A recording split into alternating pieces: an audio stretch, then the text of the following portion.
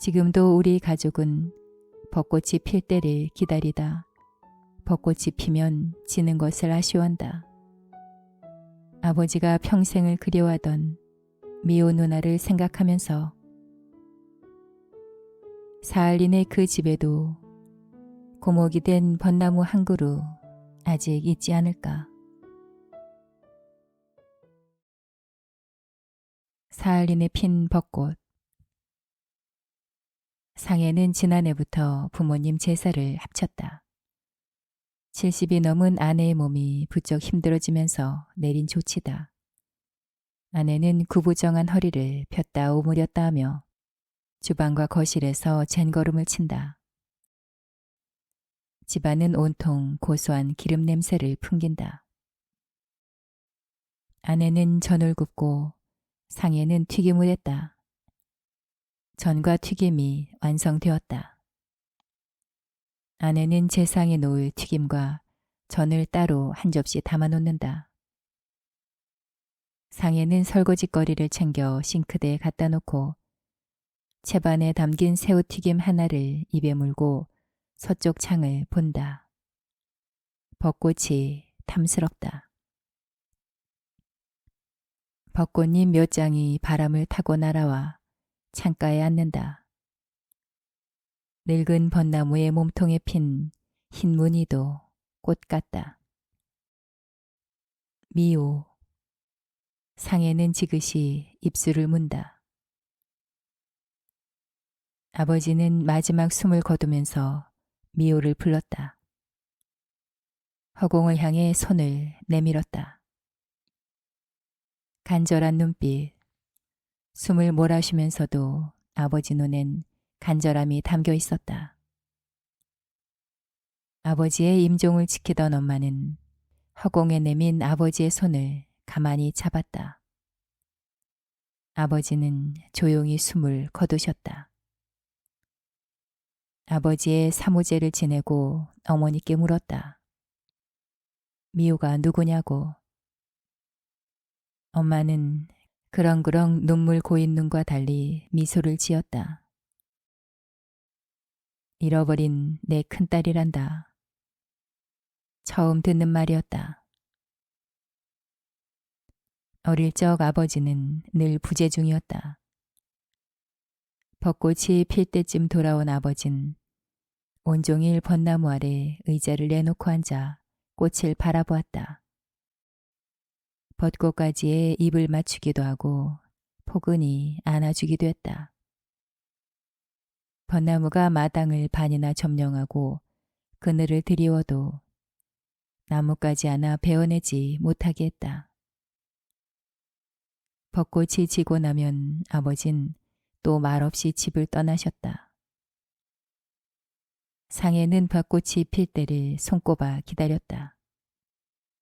아버지가 돌아오시면 아버지 옆에 의자 하나 더 놓고 벚꽃을 바라보았다. 벚나무는 성목이 되고 아버지는 늙어갔다. 엄마는 평생 아버지를 해바라기 하며 사셨다. 삽작에 승용차 대가 들어선다.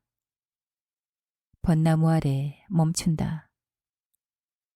상해는 현관을 열고 나간다. 짙은 자주색 개량 한복을 입은 상미 누나가 자연과 함께 승용차에서 내린다. 머릿결이 희끗한 누나는 아직도 해맑고 곱다. 자영 역시 중후하게 늙어가는 모습이 보기 좋다. 상해와 아내는 반갑게 두 사람을 맞이했다. 누나는 상해의 손을 잡고 벚꽃을 바라보았다. 벚나무도 많이 늙었구나. 그 언니가 살았다면 나보다 3살 정도 많다던데. 벚나무 아래 놓인 아버지 의자도 낡았다. 상해는 아버지 의자가 사가 내리면 새 의자를 만들어 그 자리에 뒀다. 아버지가 보고 싶을 때면 그 의자에 앉아 벚나무를 바라보았다. 부자 간의 깊은 정이라도 심어주고 가셨으면 얼마나 좋을까.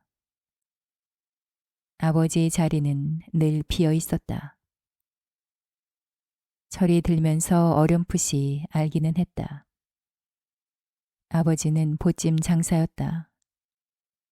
온갖 잡동사니를 메고 전국 오지 방방 곳곳을 돌다가 벚꽃이 필 때쯤이면 집에 오셨다. 벚나무가 수명이 다 돼가는 것 같아. 올해는 꽃이 적어. 상해는 벚꽃 한 송이를 따서 누나에게 내밀었다. 아버지가 언니를 만났을까? 글쎄, 아버지와 엄만 우리가 겪어보지 못한 삶을 사셨잖아. 넌 한일 정상회담에서 대통령의 외교 참사 봤어? 대통령이 일본에게 허리를 굽히더군. 앞으로 친일 잔재 청산도 힘들 전망이야. 강제징용도 정신대 문제도 어떻게 되는 건지. 간도 쓸개도 빼주겠다는 건지. 어이가 없더라. 아버진 일본의 강제징용에 희생당한 어른이니 그 혼백인들 편하겠어. 보상조차 받을 길이 없으니 오죽했겠어. 여보, 형님과 아주버님이 피곤하실 텐데 안으로 모셔요. 형님 들어가시죠. 아내는 누나의 손을 잡았다. 누나는 아내의 손을 토닥토닥 두드린다. 만수 있는가? 집 뒷안에서 장작을 패던 만수는 놀랐다. 조만간 닥칠 일이었다. 만수는 도끼를 소나무 등골에 꽂아놓고 마당으로 나왔다. 동네 이장 박씨다. 삽작 옆에 서 있던 박씨는 뒷짐을 진 채 거들먹거리며 마당으로 들어섰다. 만수는 오금이 저렸다. 일본인 밑에서 형사 노릇을 박씨의 형이나 박씨나 사천왕보다 무서운 존재였다. 요새 밥이나 먹는가? 자네한테 돈 벌 길이 열렸는데 어떤가? 솔깃하지? 박씨는 능청스럽고 은근하다. 박씨는 잡은 쥐를 앞에 놓고 요리조리 굴리는 고양이 눈으로 만수를 뜯어보았다. 만수는 중키에 다부진 몸매였다. 뭔 일인데 얘. 돈벌이가 좋다면 몽구 보내지 와 접니까? 우리 몽구를 보내도 되지만 조대감 댁에서 니를 보내모 좋겠다쿠네. 조대감 댁 도련님이 한양에서 공부한들 않는가? 그 도련님이 나라의 부름을 받았다네. 한국 시민으로서 흥감한 일이지만 우쩌건노 사대 독자의 약골이니 못 보내게 된겨. 조대감이 큰맘 먹고 아드님 대신 갈 청년을 구한다네. 자네 사정이 딱해서 말씀드렸네. 갈란가. 자네는 일본 대기업 군수공장에서 일하게 될 게야. 매달 봉급도 나온다니 아니 좋은가. 며칠 말미를 주이소. 엄니한테 말씀드리 보고꼬마요. 그려 결정되면 내 섭섭지 않게 해줌세. 박씨는 만수의 어깨를 툭툭 치며 친한 척은 혼자 다 했다. 만수도 알고 있었다. 몇 년 전부터 나라 안팎이 술렁거렸다. 1937년 일본은 중국을 침략했다. 1940년 5월부터 조선인 징병제도가 실시된다는 소문이 지리산 골짜까지 퍼졌다. 조선의 청년들은 강제 징집당해 전쟁터로 가거나 일본 군수품 공장과 탄광촌으로 가고 처녀들은 정신대로 차출되어 군수공장이나 탄광촌에 위안소로 보낸다고 했다. 일제강점기는 일본인보다 일본인을 등에 업은 한국인이 더 무서운 세상이었다. 만수는 멀어져가는 박씨의 등을 향해 침을 탁 뱉으며 중얼거렸다. 이런 빌어먹을 세상. 안 간다면 무슨 수작을 부리든지 순사한테 끌려가 메타작당에 죽을 끼고 간다면 개죽음인데 우리 엄니랑 순임이는 웃자노. 이미 박 씨에게 찍혔으니 피할 방법이 없다. 도망친들 어디로 가겠나. 불똥은 어머니와 어린 아내에게 튈 텐데. 분명 낌새를 보니 조대감이 박 씨에게 몇마지기 논문서를 주며 아들 대신 몽구를 보내라고 했을 것이다. 박 씨는 징병제에 끌려가면 살아 돌아오지 못한다는 것을 아니 만수를 택했을 것이다. 만수는 뒷곁으로 돌아갔다. 사내 대장부로 태어났지만 내 맘대로 되는 세상이 아니지. 저 인간이 저거 아들 대신 날 죽으러 가라니. 돈 준다고 취직시켜준다고 누가 그 말을 밀어. 이런 개 같은 세상. 만수는 씩씩대며 장작을 내리찍었다. 그러나 만수는 어머니와 아내를 생각했다. 무슨 짓을 해서든 돈은 벌어야 했다. 한 집안의 가장으로서 이참에 세상 구경하는 것도 괜찮을 것 같았다. 만수는 홀어머니의 민며느리로 들어온 14살 어린 아내가 있다. 나라에서 처녀를 차출한다는 바람에 물 한 그릇 떠놓고 올린 혼례식이었다. 합방도 못했다. 야야, 한 3년만 키우모 합방시켜줄 낀께 지달리거라. 그동안 애미가 끼고 잤거마. 20살의 만수는 콩각시 같은 순임이가 예뻤다.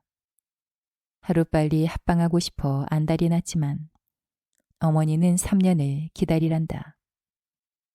3년 동안 일본에 다녀와도 될 것 같다. 돈도 벌 수 있다. 박 씨도 섭섭지 않게 해준다 했으니 각서라도 받아놓고 가볼까.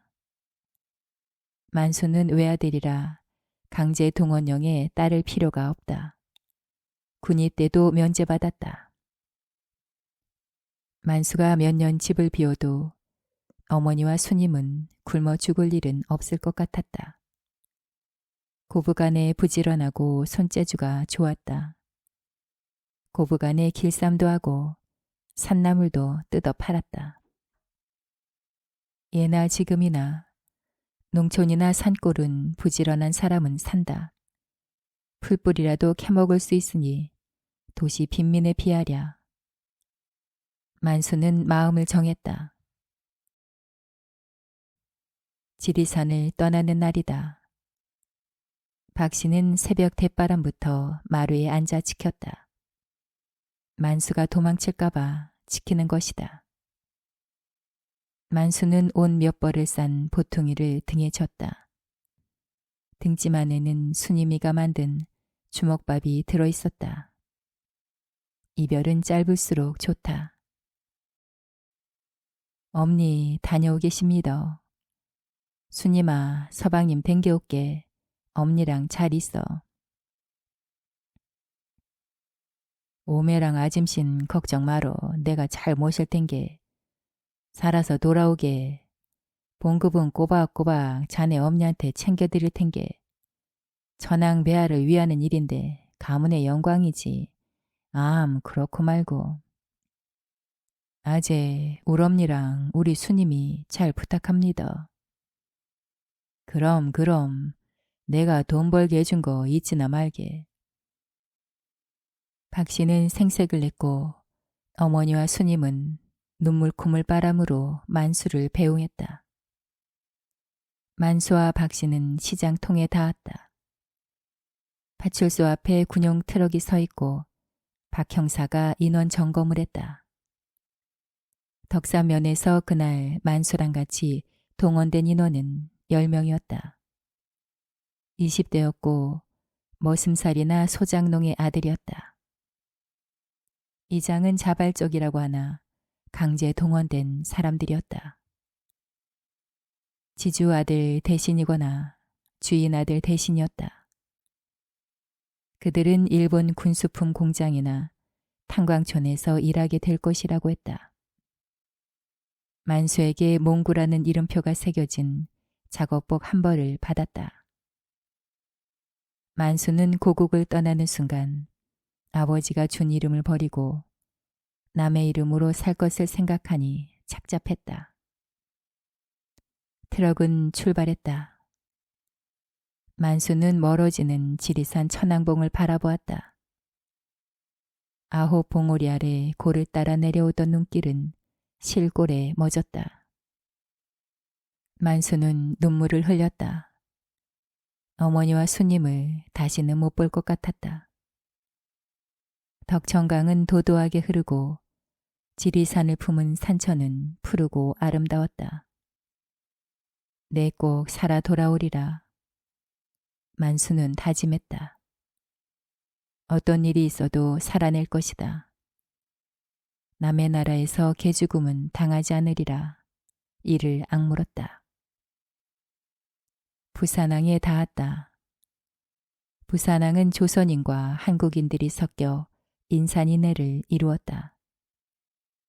일제의 침략으로 조선은 이미 사라지고 일본의 식민지가 된 지도 오래되었다. 국호도 바뀌었다.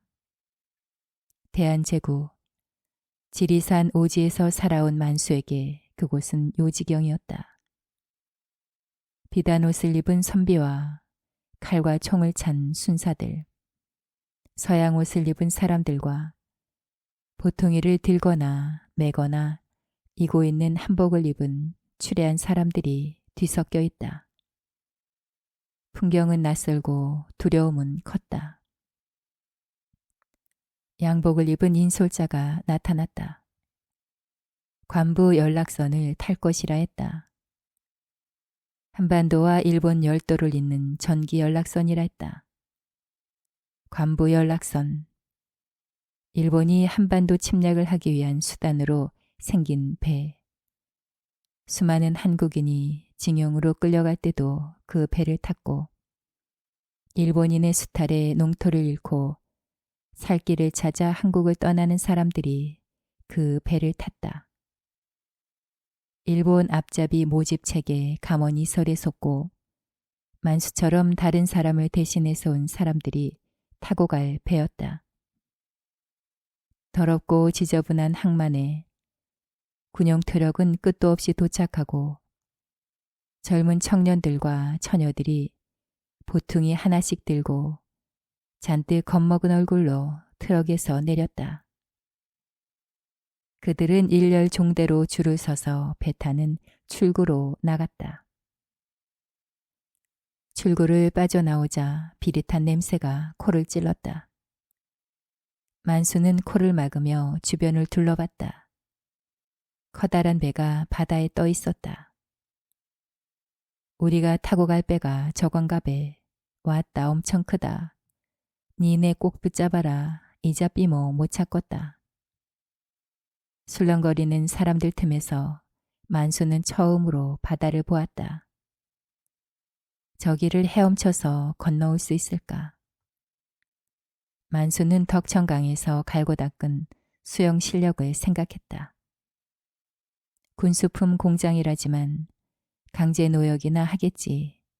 여차하면 토끼는 것이 상책이다. 낚시꾼은 잡은 물고기를 쉽게 놓아줄 리 없었다. 만수는 잡힌 물고기 신세라는 것을 깨달았다. 자자, 한 줄로 쭉 서십시오. 인솔자가 승선 구에 서서 한 사람씩 이름을 확인하고 배에 태우는 중이었다. 어떤 청년이 도망을 쳤다. 어디선가 호각 소리가 났다. 군사들이 튀어나오고 저놈 잡아라 외치며 달려갔다. 순사들이 뒤쫓더니 얼마 지나지 않아 총소리가 들렸다. 갑자기 인솔자의 목소리가 강압적으로 변해 울렸다. 당신들은 선택받은 조센증이다. 한국 신민이 된 것을 감사하라. 도망자는 누구나 저 꼴이 된다 하고 외쳤다. 백고동이 길게 울렸다. 손수건을 흔드는 사람들, 울고불고 하는 사람들, 희망에 들떠 돈 벌어오겠다고 소리치는 사람들. 나비귀환도 잠깐이고 배는 서서히 못해서 멀어지고 있었다. 만수는 일행과 함께 3등 객실에 배정되었다. 둥근 창이 있으나 아무것도 보이지 않았다. 만수는 구석에 가서 쭈그리고 앉았다. 집을 떠난 것이 후회되었다. 다시는 집으로 돌아갈 수 없을 것 같은 예감이 들었다. 일단 부딪혀 보자. 어디 가서 어떤 일을 하든지. 만수는 이를 악물었다. 산자는 말을 해도 죽은 자는 말을 할 수 없다. 산자가 되어야만 한다. 배는 길고 긴 시간을 바다 위에 떠 있었다. 긴 배고동 소리에 잠을 깼다. 갑자기 갑판 쪽에서 함성이 터졌다. 일본 땅이다. 저기가 일본 땅이래. 시모노세키 항이래. 우린 어디로 가노? 북해도 탄광이라 카더라. 만수는 갑판에 나와 일본 땅을 바라보았다. 항만 주변이 온통 벚꽃이 피어 있었다. 일본 땅에 내리자 한국인 인솔자는 일본인 인솔자에게 만수 일행을 넘겼다. 조선인 반장은 각자 이름을 불렀다. 너는 유바리, 너는 비바이, 너는 소라치, 너는 가와카미 등으로 분류되었다. 만수는 북해도 최북단에 있다는 가와카미 탄광으로 배정되었다. 만수는 창씨 개명한 아라이 몽구가 되어 북해도로 향했다. 시모노세키 항에서 북해도 탄광까지 머나먼 여정이었다. 망망대해가 보이는가 하면 아담한 촌락이 보이고 울창한 밀림이 보이는가 하면 화려한 꽃길이 이어졌다. 사쿠라, 벚꽃이었다. 만수는 꽃을 가슴에 담았다.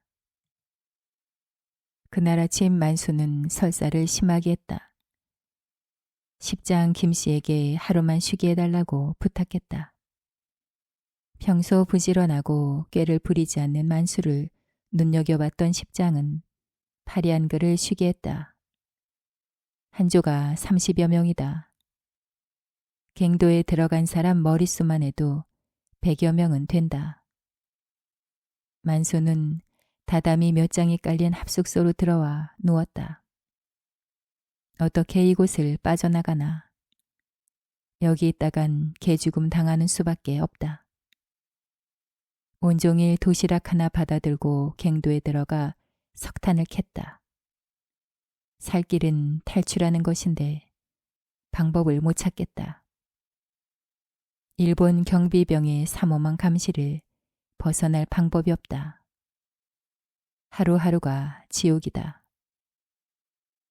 고된 노역으로 쓰러진 한국인 노무자는 무덤도 없이 사라진다.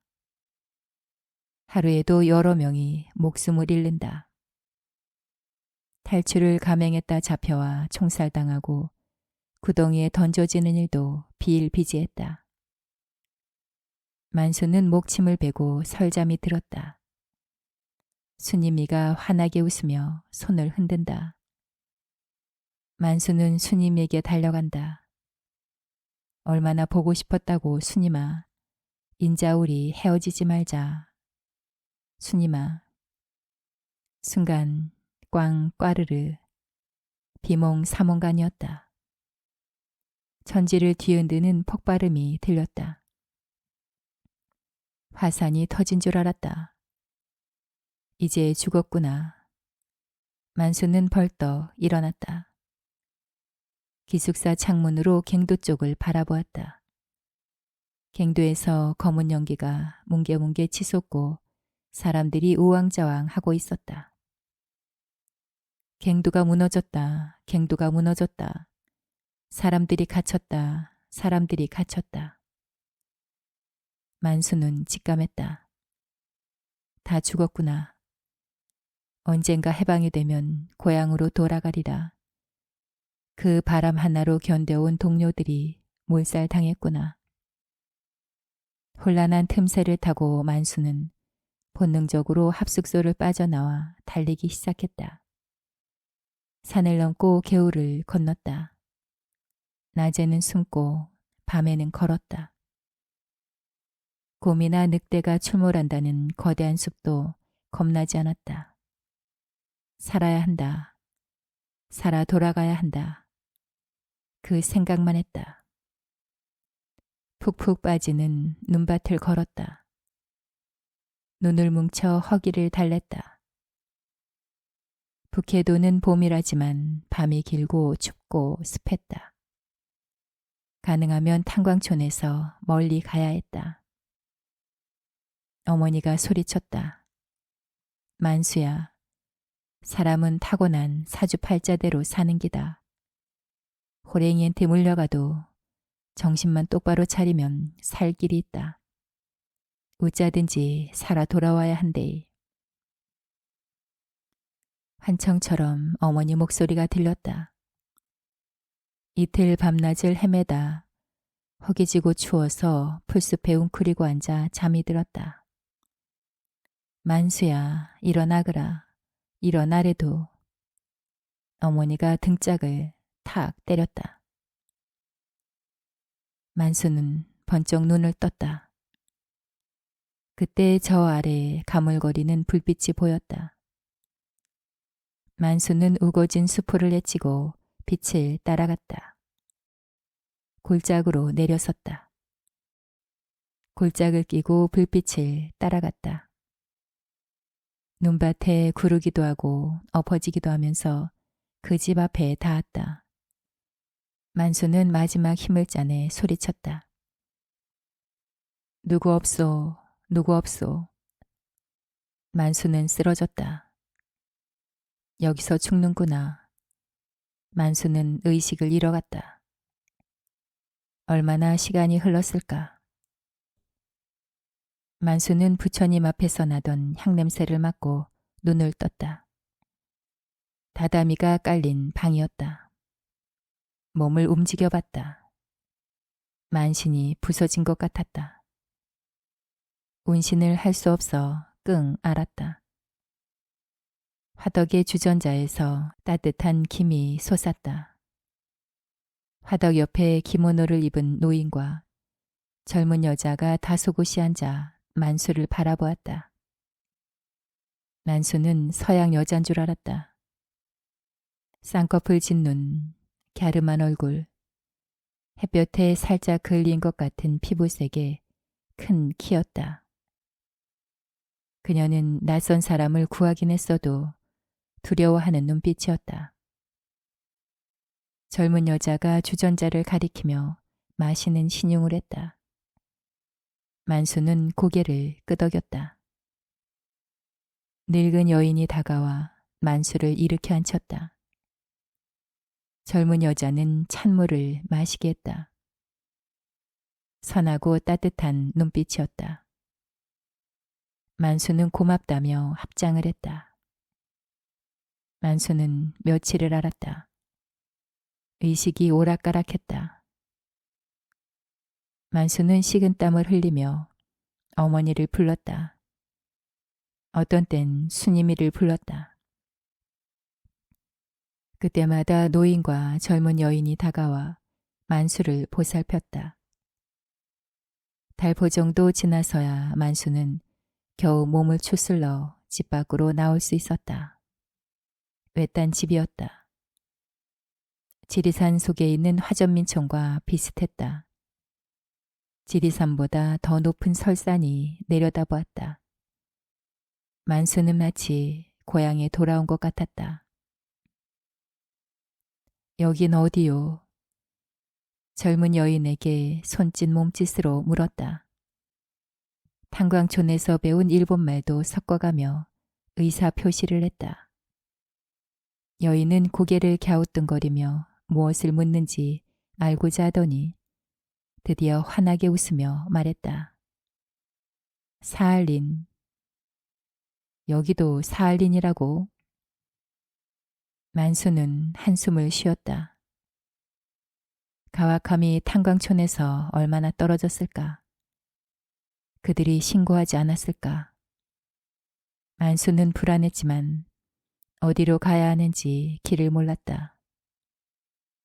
노인은 누런 종이와 낡은 사진 한 장을 보여주었다. 군복을 입은 남자였다. 만수는 알아챘다. 노인의 아들은 군대에 차출되었다가 전사했다는 것을.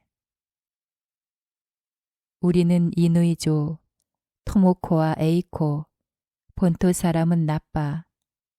남편과 아들 뺏어갔다. 나는 타코, 가와카미에서 도망쳤다. 만수는 그들에게 진실을 말했다.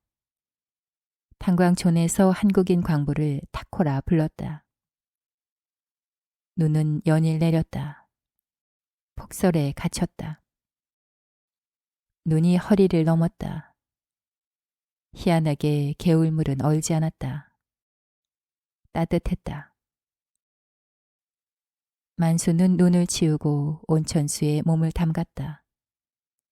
빨리 건강해져야 돌아갈 길을 찾을 것 같았다.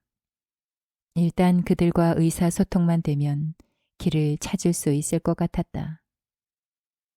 그러나 해가 바뀌어도 길을 나설 수도 없고 세상 소식을 들을 수도 없었다. 세상 밖은 전쟁과 사륙으로 피비린내를 풍겨도 세상과 격리된 그곳은 평화로웠다. 가난했지만 가난한 줄 모르고 젖어 사는 곳. 만수는 세상과 단절된 그곳에서 토모코의 아들이 되고 에이코의 남편이 되었다. 만수는 에이코와 살을 섞었다. 수님을 안듯이 그녀를 안았다. 에이코를 안고 수님을 생각했다. 언젠가는 돌아가리라. 내 고향으로. 살면서 길을 찾을 생각이었다. 만수는 조금씩 일본말에 익숙해져 갔다. 에이코에게 한국말도 가르쳤다. 그 산골에도 어김없이 봄이 왔다. 눈이 녹고 길이 열렸다. 벚꽃이 필 때 딸이 태어났다. 만수는 미호라는 이름을 지어주었다. 미호. 아름다운 벚꽃. 앙증스러운 아이를 안으면 이대로 살아도 괜찮을 것 같다는 생각도 들었다. 착한 에이코. 친아들처럼 돌봐주는 친절한 토모코. 만수의 은인들. 만수는 고향이 그리울 때마다 딸을 물끄러미 바라보았다.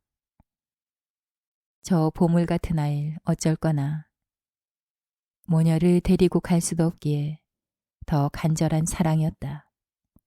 아니, 애절한 그리움이었다. 나라 잃은 서름이었다. 타이에 의해 달라져 버린 인생. 누구는 독립운동을 하다 죽고 누구는 일본인에게 강제 징집되어 전쟁터에서 죽고 탄광촌에서 매몰되어 죽고 군수품 공장에서 혹사당하다 죽는 한국인들. 나라를 빼앗긴 울분조차 내지르지 못하는 민초들. 그런 현실에서 뚝 떨어져 나온 자신의 삶. 천운이라고 하기엔 억울했다. 만수는 갈등이 심했다. 딸을 두고 떠날 수도 떠나지 않을 수도 없는 현실이 괴로웠다. 그러나 마음 준비는 하고 있었다. 돌아가야 할 자는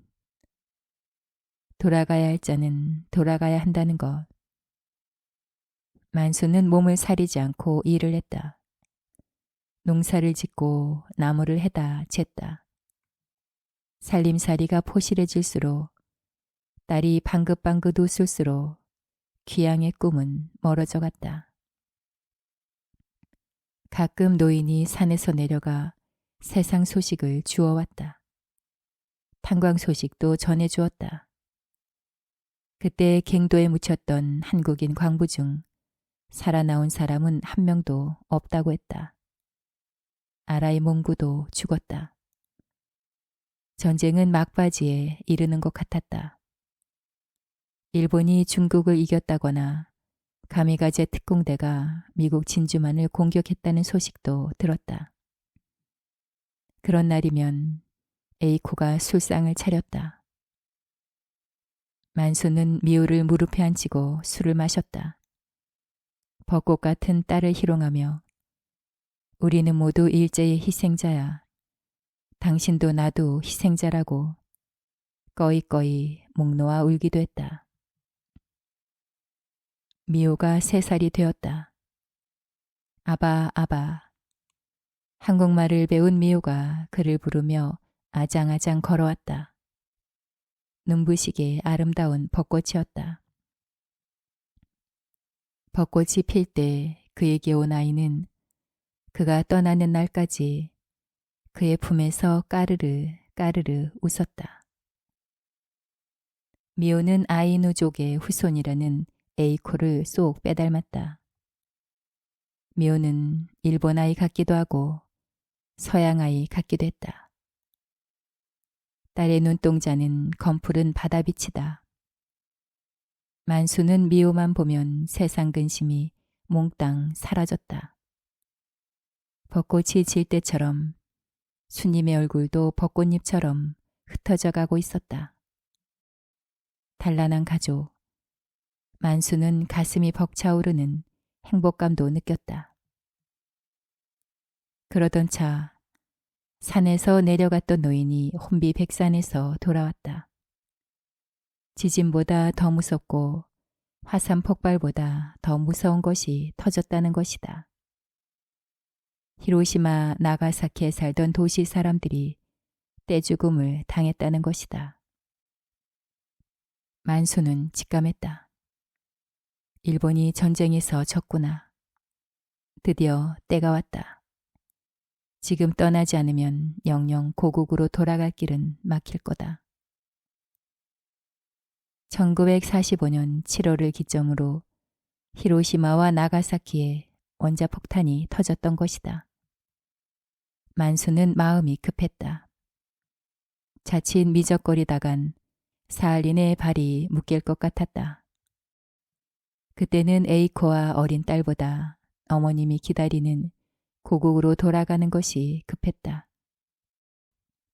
수님이는 지울 수 있을지 모르나 어머니는 지울 수 없었다.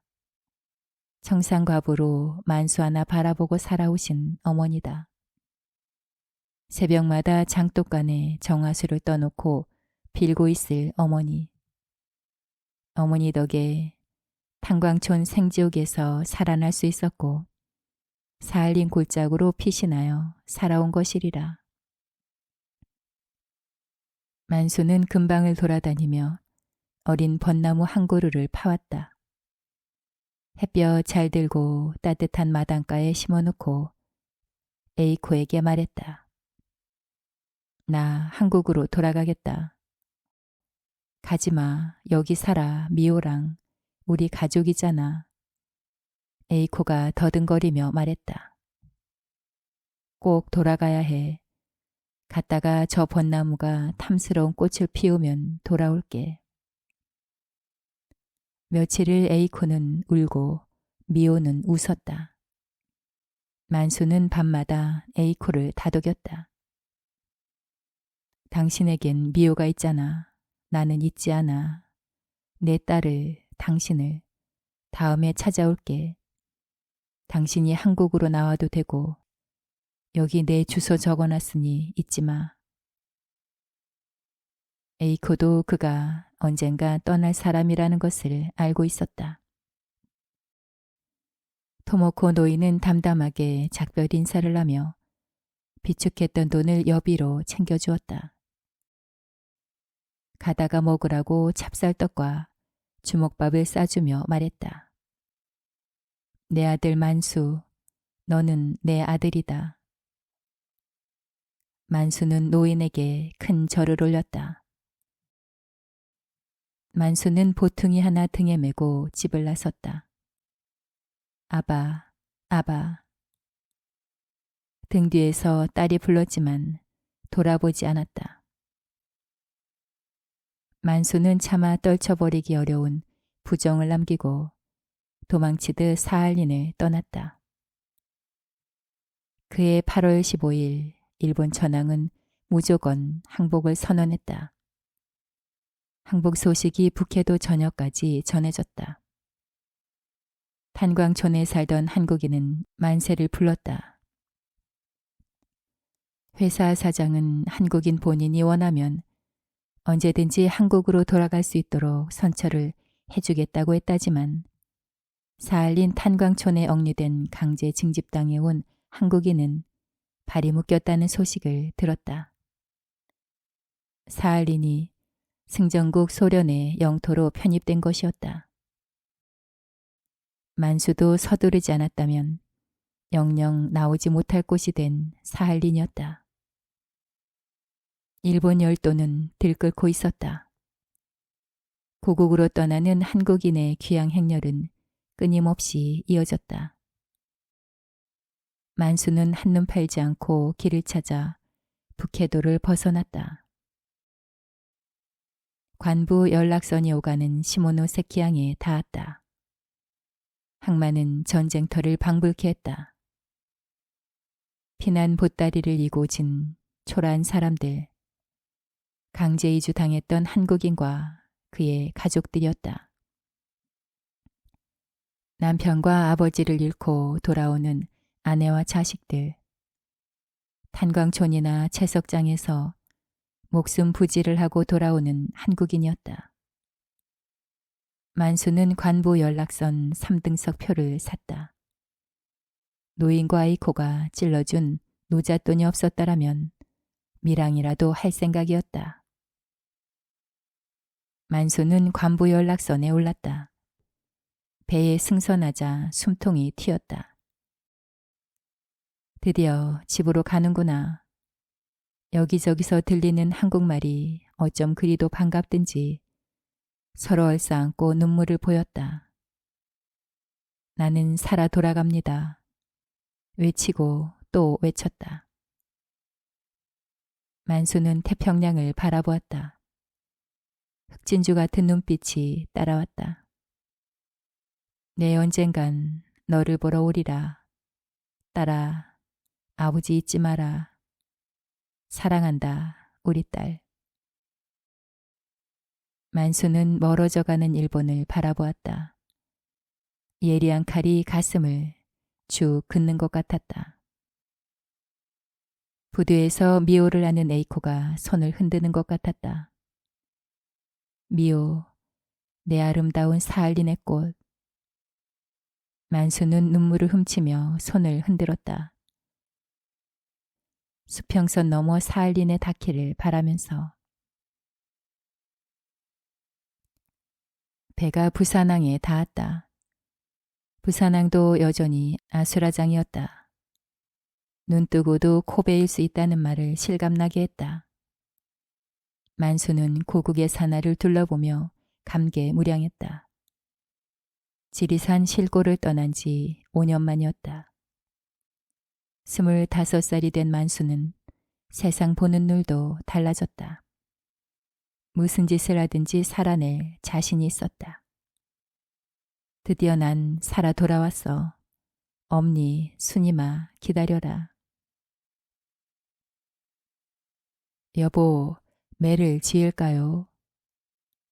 아내가 물었다. 상해는 시계를 보았다. 밤 10시 반이다. 고개를 끄덕였다. 아내는 밥솥에 쥐살을 누르고 미리 끓여둔 탕국을 데운다. 상해는 거실 복판에 놓였던 술상을 치우고 바닥에 걸레질을 한다. 상미는 미리 챙겨놓은 제기를 닦고 자영은 병풍을 가져다 창 앞에 세운다. 병풍 앞에 커다란 제사상이 놓인다. 상에는 행주로 제사상을 닫고 거기에 어머니 아버지 신주를 모신다. 아내는 준비해 놓은 제수거리를 꺼낸다. 아내가 크고 작은 제기에 음식을 담아주면 누나는 상에게 건넨다. 차려진 제사상이 걸다. 올해도 상다리가 부러지겠네. 물가도 비싼데 조금씩만 하래도. 조금씩 한다고 해도 그게 쉽지 않아 얘. 가지수가 많아서. 가지수를 확 줄이지. 제사는 산 사람을 위한 거라는 말도 있잖아. 이렇게 푸짐하게 차리니 나야 고맙지만 형편 따라 해도 된다. 이제 동생도 백수인데 돈 아껴야지. 누나 말도 일리는 있지만 괜찮습니다. 집사람이 알아서 할 겁니다. 아버진 좋겠다. 이런 효자 아들과 며느리를 둬서. 상에는 제사상 앞에 앉았다. 부모님의 신주를 바라보고 있자니 생전의 할머니 모습이 떠오른다. 할머니께서 들려주신 추억담 때문이다. 아버지 돌아오신 날 이야기는 몇 번을 들어도 식상하지 않았다. 할머니는 우선 곰방대에 담배를 재우고 불을 붙여 한 모금 맛있게 빤 후에 이야기를 시작하셨다. 내가 말이다. 그때 생각만 하모 가심이 벌렁벌렁한다. 해방되고 올매 안 됐을 때라. 나라가 해방이 됐다지만 나는 하나도 안 반갑더라. 박씨 그놈이 내 아들이 죽었다 안카나. 아이고 날벼락 맞아 죽을 놈. 그래도 나는 안 믿었지. 지놈이 내보다 먼저 죽어선 안 되거든. 저승 가서 저거 애비를 무슨 낯으로 볼랐고. 그날은 하도 매미 싱숭생숭해서 담뱃대 물고 마루에 앉아 있었지. 멀리 가물거리는 강물이 내 눈물 같더라. 그때 말이다. 거짓말같이 엄니 댕겨하십니다 하면서 어떤 놈이 마당에 쑥 들어오는데 어깨는 딱 벌어졌지만 인도지 같은 기라. 니요 한께내 뛰어와서 나를 덥석 안는데 고마 뒤로 해장작 펼 뻔하냈나. 그런데 말이다. 할머니는 곰방대를 뻐끔뻐끔 빨았다. 할머니 볼이 움직이는 것이 왜 그렇게 슬퍼 보였는지. 죽었다던 자식이 살아왔는데 할머니는 무엇이 그리 슬픈 것일까? 할머니는 상해가 13살 때 어머니 품에 안겨 돌아가셨다. 아버지는 몇 달 뒤 벚꽃이 피자 돌아오셨다. 아버진 날마다 할머니 무덤가에 앉았다가 벚꽃이 지자 또 떠나셨다. 그 뒤에도 할머니 제삿 날만은 꼭 돌아오셨다. 제사만 지내고 새벽같이 사라지셨다. 아버지는 할머니 제삿 날이면 소리 없이 우셨다. 제사를 지내고 음복을 할 때면 눈물방울이 술잔에 뚝뚝 떨어졌다. 술이 몇 잔 들어가면 엄니 사는 기 다 헛것입니다 하셨다. 언제였던가 방랑을 끝낸 아버지께서 집으로 돌아와 지내실 때였다. 벚꽃이 피자 아버지는 벚나무 아래 앉아 계셨다. 나도 아버지 옆에 의자를 놓고 앉았다. 아버진 뜬금없이 말씀하셨다. 제사는 차린 음식보다 얼마나 정성을 들였느냐에 달려있다. 맹물 한 그릇을 놓고 절을 해도 내 마음을 다한다면 혼백은 고맙다 할 것이다. 나는 어무있게 불효를 저질렀다. 평생 마음고생 시켜드린 것이 한이 된다. 너는 내 제사에 물 한 그릇만 떠나도 오감타. 다 내가 모질했던 탓이다. 다 내 탓이다. 거가와 아버지 탓입니까? 일본 탓이지. 지금도 보이소. 전쟁을 일으킨 장본인이면서도 반성하는 기미가 없다입니까? 일제강점기에 친일파 우선은 지금도 잘 먹고 잘 산답디다. 독립가 우선은 못 먹고 못 산답디다. 아버지도 남 대신 북해도 탄광 갔다가 구사일생으로 돌아왔지만 보상도 못 받았지 않습니까? 남의 이름으로 갔다고 안 된다 했다면서 예. 힘없는 백성들 마구 잡아다가 강제노역시킨 일본은 지금도 반성 안 합니다. 그때 강제징용에 동원됐다 타국에서 죽은 사람이 얼마나 많습니까? 그 사람들 망가진 인생을 누가 알아주기나 합니까? 애멜무지로 생각하는 게 신상 편하겠지만 사람인데 아버지 일이라서 그런지 저는 속에 천불납니다. 그래, 인자 너거들 몫이제. 힘있는 나라로 맹그는 것도 심지궂은 대통령을 뽑는 것도 다 국민들 몫이제. 언젠간 옳은 해법이 나오겠지. 친일 잔재도 청산하고 왜곡된 역사도 바로잡겠지만 쉬운 일은 아니지. 조금씩 풀어지긴 하겠지만 아직 멀었다. 벚꽃이 참 곱구나. 집에 있으니 세월이 참 안 간다. 내년에도 저 꽃을 볼 수 있을라나. 내 죽은 후에도 벚나무 베지 마라. 꽃이 피면 누가 올란가. 아버지 말씀이 옳았다. 아버지가 돌아가신 지 20년이 되었지만 달라진 것은 별로 없다. 해방이 된 그의 집에 돌아온 아버지는 마당가에 벚나무 한 그루를 심었다. 아버지는 벚꽃이 피면 집에 돌아왔다가 벚꽃이 지면 집을 떠나 전국을 돌아다녔다. 할머니와 엄마는 아버지를 기다리며 실골에서 늙어갔다. 누나와 내가 태어나도 할머니가 돌아가셨을 때도 아버지 역마살은 멈추지 않았다. 아버지 역마살은 70살이 되어야 끝났다. 병이 들어 집에 돌아왔다가 3년 후 돌아가실 때까지. 지금도 우리 가족은 벚꽃이 필 때를 기다리다 벚꽃이 피면 지는 것을 아쉬워한다. 아버지가 평생을 그리워하던 미호 누나를 생각하면서